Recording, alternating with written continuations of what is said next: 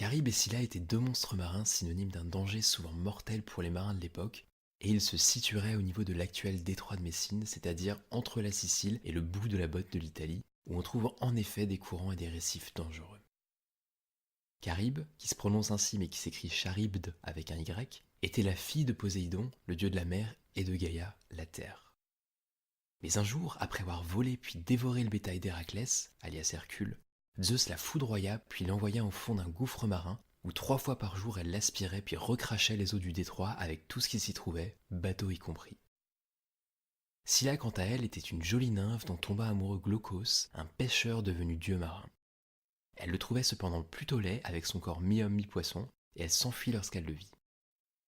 Éperdument amoureux, Glaucos décida alors de rendre visite à la magicienne Circé pour qu'elle lui donne un filtre d'amour lui permettant de séduire Scylla, mais c'est de lui que Circé s'éprit. Glaucos resta cependant insensible à ses avances et ne parlait que de Scylla, ce qui mit Circé en colère.